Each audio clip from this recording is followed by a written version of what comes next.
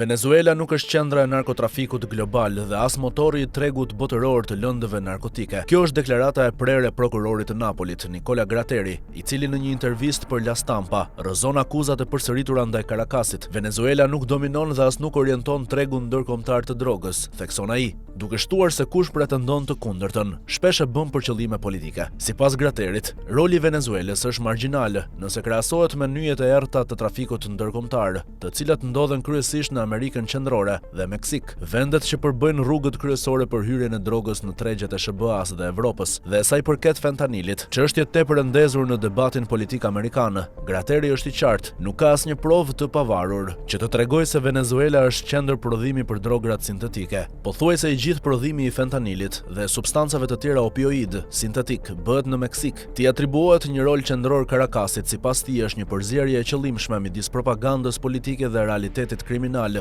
me synime që të shkojnë përtej luftës ndaj drogës. Fokusi i tepruar mbi Venezuelën si epiqendra e drogës është i pabarabartë dhe duket se justifikon presione diplomatike dhe ndërhyrje, jo një përpjekje reale për të ndalur trafikun e drogës, thot prokurori italian. As grupi kriminal venezuelian Tren de Aragua nuk e përmbys këtë tablo. Aktiviteti i tij është më së shumti i lidhur me trafikimin dhe shfrytëzimin e migrantëve, jo me narkotrafikun në shkallë ndërkombëtare, thekson Gratteri. Ai ngret dyshime serioze për strategjinë e SBA-s, duke shtuar: nëse arrestimi i presidentit Maduro do të bëjë vërtet në luftën kundër drogës, atëherë Washingtoni do të duhej të përqendrohej te vendet që realisht prodhojnë kokainë dhe opioid sintetik. Goditja e nyjeve periferike, paralajmëron ai, është e paefektshme. Nuk është kështu që luftohet historikisht narkotrafiku. Sipas Gratterit, në këtë çështje janë në lojë interesa gjeopolitike dhe ekonomike shumë të mëdha, duke filluar nga kontrolli indirekt i rezervave të mëdha të naftës venezuelane, ndër më të mëdhat në botë. Një skenar i njohur, pasi lufta ndaj drogës është përdorur historikisht si narrativ për të fshehur objektiva strategjik. Në realitetin aktual të narkotrafikut, qendra kryesore janë Meksika, që përbën epiqendrën e prodhimit të fentanilit dhe drogës sintetike, si edhe vendet andine, Peruja, Bolivia dhe Kolumbia, që janë burimi kryesor i kokainës. Në këtë sistem, mafjet italiane mbajnë një rol qendror.